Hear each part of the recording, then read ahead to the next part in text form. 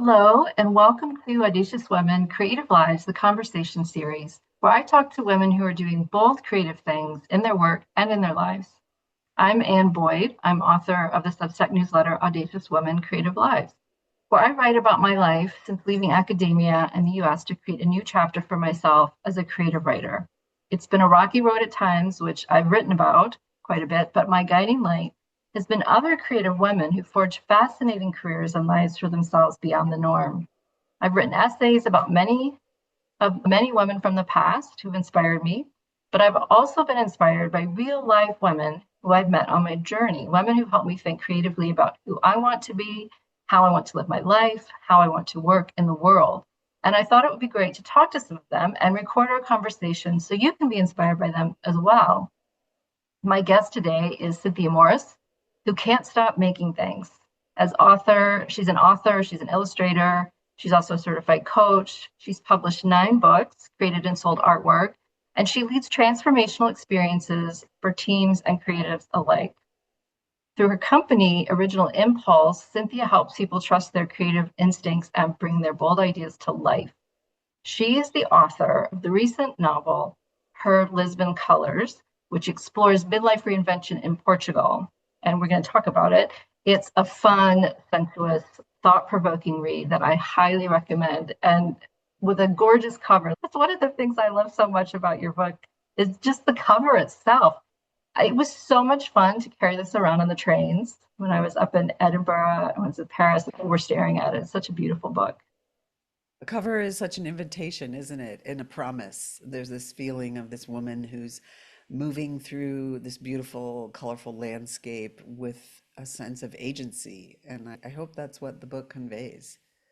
It really does. So, if I were to sum up the theme of your novel, it seems to be transformation through creativity. And I know that's an important theme for you in your life as well. So, why is it so important to you? And why did you want to write about that? I think that so many of us go through life without knowing who we really are. We identify ourselves by the roles that we play and by the things that we think women should be doing. And forever, I've always, like you, been inspired by other female role models. And I believe we need more role models of women who are taking an unconventional path.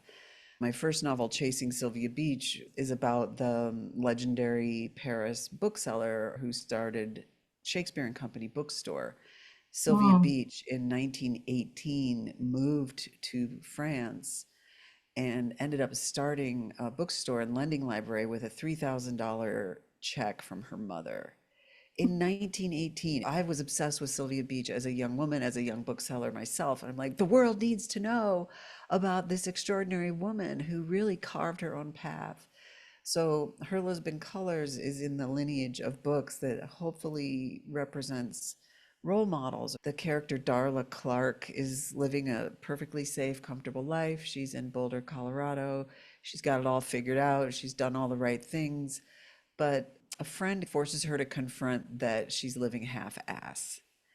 And Darla's just really confronted and lost when she thinks about that. Well, what do I do? And her friend says, it's not about what you do, it's about finding what you love. And I believe that the things that we love make it easy to know what to do, Can I just right? say that when I started my journey, when I left the US, that was one of the things, one of the questions that preoccupied me because I didn't know what I loved anymore. I didn't know what was important to me. I didn't know what I truly cared about. I think you're right that we get so caught up in our roles and what's Sure. expected of us and making a living and what we're supposed to do. And then we wake up one day and we're like, wait a minute. There's, I think, a deeper through line of us that's outside of our roles that I do find in creativity, in art. I know the feeling that I Hmm. have when I'm engaged in a creative project and the difference that it makes in how I move through the world. I believe that our creativity is the source of our vitality. It's not a luxury, it's not some optional thing. So even if you're not going to become Um, rich or famous, you're engaged in a creative way that's meaningful to you, that's yours. It's not about anybody else. That alone can really right. transform a life. Absolutely. And I think that was what was missing from my life. For a long time, I was able to live without having creative projects because I had a daughter who was my number one creative project. She's the most Totally. important thing I've ever created. And I put so much of my energy into her. And I remember when she was 5, she was going off to kindergarten, and I felt just utterly bereft because I knew this was just the first step of many she would be taking away from me. And I needed another project. I needed something to do, and I wanted to have another child, and it was not really in the cards at that point, hormonally speaking. And I thought about adopting, and I looked into that. I did all this research. It's going to be Wow. difficult, expensive, blah, blah, blah. And then I got a grant to write my biography of Constance Fenimore Wilson. And that became my next baby. And that was a step in the direction of more creative work, but it was still very scholarly as well. So when I left academia, I knew that creativity had to be a part of this new life, but I didn't know what shape or form that would take. And one of the things that has attracted me to you is that you're creative on so many levels. I mean, look at your environment behind you. Look at your beautiful jewelry that you're wearing. I mean, the The colors, stores you're that I always so grew. vibrant. Thank you. Well, and I'm glad you say that because I want to say that, in my opinion, creativity is always in play. Our creativity is always active. It's just where it's channeling. And you mentioned your daughter. There's nothing more creative than creating another human. And then all those daily decisions and actions are super creative. I discovered this once when I was a personal chef for a family. It's super creative, making food every week for them. One week they went on vacation, and I felt like this little creativity, like, what are we gonna do now? Like, and I was like, oh, it's always going. It's just where we Yeah. channel it. And so, what you, I Mhm. think, when we're doing something like writing or art making, that's just for ourselves, that has a different flavor for us, especially for women. Like, we are so relationship oriented and other oriented that when we have something that is not about making money or looking good or that feels really us, there's something very empowering about that. That's so interesting. I was just talking yesterday to some of the women who are going to be on the retreat with me in Sicily. And one of them was talking about she writes a lot in her job, but she wants to be able to write just for herself as well. Yep. What would that feel like to be utterly selfish in your writing? I think it Selfish. is selfish. Yes, I that's think the word. that's the word that comes up. And that's Yeah. the word that made me resist being creative for so long because it felt frivolous, it felt self-indulgent, it was taking time away from what, I should be doing, which was, my career, my family. I'm not the first person to say this, but if we break that word down, reorient it, selfish, about the self, oriented to the self, coming from the What's wrong with that? self. Nothing Right? is wrong with that. And it seems like that's the way it should be. I mean, everything is balancing our relationships and our work lives and everything with that. And that's what I help people do as a coach. Like, how do you make room for it? I mean, definitely it's about organizing our time and our energy and our focus and getting all the materials, but that's the external stuff. I'm more interested in the internal stuff about how do you know when it's time to stop? How do you know which projects to go with? Really learning to trust our own inner compass. And that's what my character in the novel does. Her sketchbook becomes this best friend and this ally in all of these new and daunting situations where she's able to reflect herself back to herself. Our creativity is very much about our relationship with ourselves and Right. repairing that And and it's owning that. and you used the word balance before, and I think when we don't allow ourselves the creative outlets or when we suppress them, then we're out of balance, aren't we? We need it. It needs Well, to be part of the mix. yeah, and that's another thing that I like to help us notice. Like, you know it. You're cranky, you're irritable. There's like this kind of rub. I get that when I don't have enough free flowing time, like on the weekend, if it's too busy, I get like, ah. So, really love helping people to have this internal relationship that is completely outside of the land of should. Well, I should be writing every day, or I should be getting up early, or I should be blah, blah, blah. That's where I have a real problem with, I've kind of come away from self-help books around creativity, and that's why I Mm, created that program, Your Artist Knows the Way, that's on Substack. It's a year-long program. Like, develop your own manual, get in touch with what's really true for you. And I think it's a little bit more work and a little bit more effort, but ultimately, being creative, making any art or writing is about really knowing yourself, knowing your values. Your values are always going to be your themes, the things that you want to write about and make art about, what you want to say. So this relationship with ourselves is vital, and not like, oh, I'm adopting what so and so said I should do. It's about, oh, now I know this is weird, but I like to create this way or that way. And you decided that this particular theme was most important to you, the ability of your character to find herself through her creative expression. And why did you want to write a novel about a woman that focused on that? Well, honestly, Anne, it's not how it started. And I think this is the case for many of us. We start, so to tell the truth, this story, Her Lisbon Colors, is inspired by a lived experience I had. Like Darla, left Boulder, moved to Europe, and ended up falling in love with a hot young rock climber in Lisbon and moving there. And it was great. It was awful. It was like 50-50. But afterward, you have these experiences, and I was like, this is a great romance novel. And I will write that someday. So then, 15 years later, 13 years later, I'm finally able to pick it back up, and I realized right away, okay, it's not a romance novel. It doesn't have a happily ever after ending. So what is it about?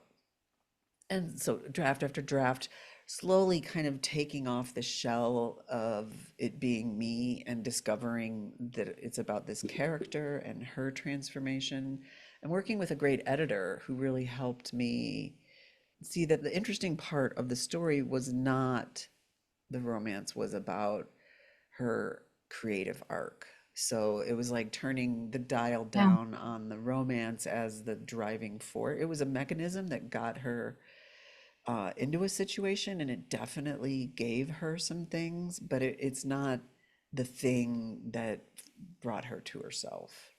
So right, right.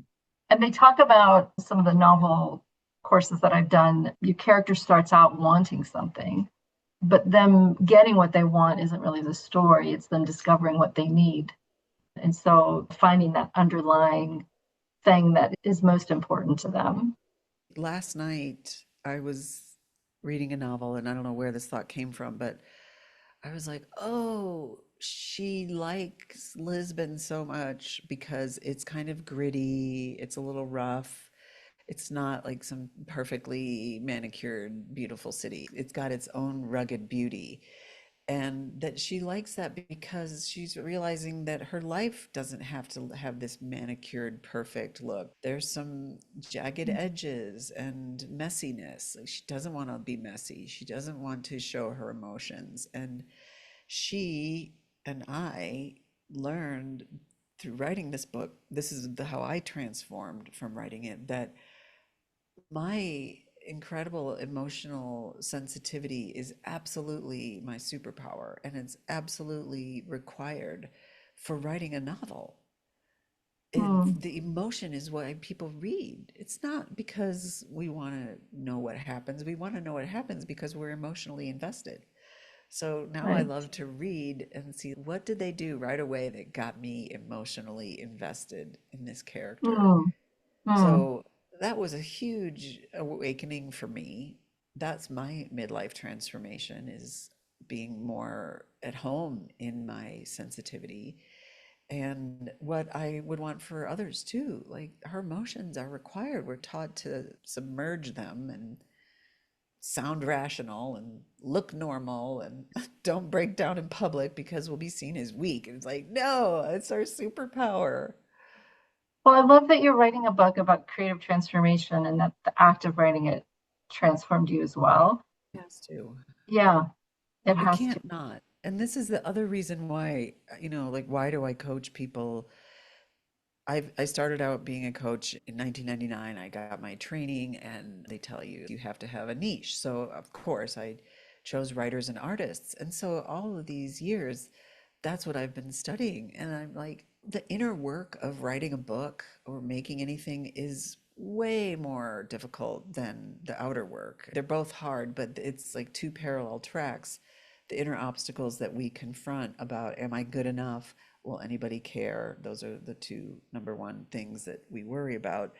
We have to become somebody truer to ourselves in order to do the work. So we work through all of that stuff about like why you matter, why your voice matters, why you have to say that. Why must you write this book? That's the number one thing I ask. The one-on-one coaching is often oriented around writing a book.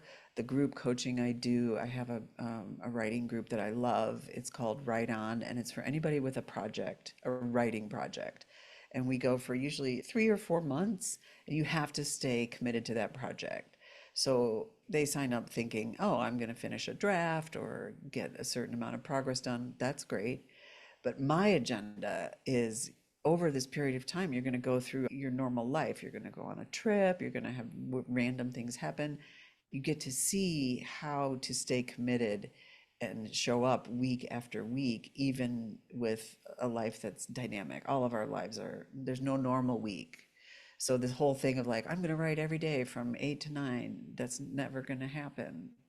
That might happen for a few days. We really want these guardrails, but the guardrails is more about the relationship we have with ourselves, our commitment to the project, our willingness to stay in it when we're flailing. Writing and making art is really messy and uncertain, all the things that make us uncomfortable, but it's kind of like yoga. I've been practicing yoga for a long time, and it's a great training for being in this uncomfortable position and staying there and breathing through it and knowing that you're going to survive it. It's the same with our creative stuff. Like, there's like a whole week where I really wanted to abandon my project. I went through a lot writing this book, but even more afterward, this summer after it came out and going into the promotion phase, which is way less fun, that has brought up way more of my stuff and given me the opportunity to revisit it. I wanted to say that has given me, in terms of how that's affected my coaching, I have way more empathy for my clients. I already did, but now I'm coming way more from my heart rather than my head and like, oh yeah, that's normal, you'll get through it. More of just like, oh, I know what you're going through. Right. And that brings me to I wanted to ask you about quantum energy coaching, which is something that I've done myself that has been hugely transformational for me. I started doing it when I was having all the vertigo and I was being very triggered about some traumas from my early childhood. And I found it extremely helpful, but also discovered that it was helping me to break through some creative blocks that I was encountering as I was writing. And and you decided to try it out. And but you found it so helpful that now we're both doing now this practitioner training, which is so amazing. So this is how we find things, right? It's monkey see, monkey do. We've been getting together every month for years now. And so I've seen you go through all of the different challenges. And it was this that really transformed your life earlier this year. So of course, I'll have what she's having, especially in the difficult times that I've been facing regarding promotion and all the stuff that's come up.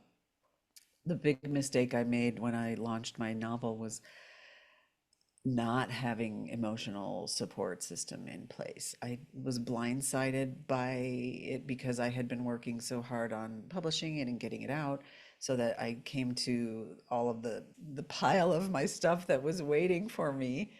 And like, oh no. So when you mentioned the QEC, I took the opportunity to work with the founder, Melanie Salmon, and really helped with resetting my nervous system and getting me back.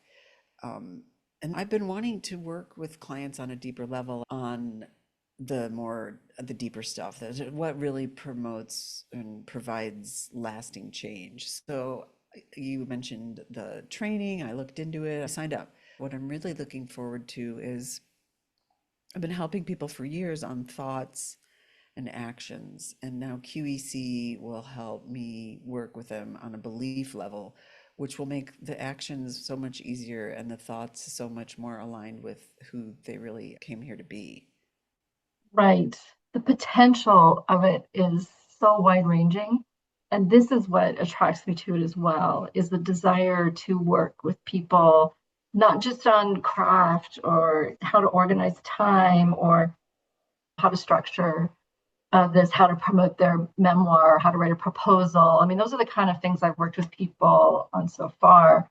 But this seemed like a way to help people with the deeper things that come up, right? Because being creative brings up a lot of your own shit, you know? All of it. I mean, yeah, all of it.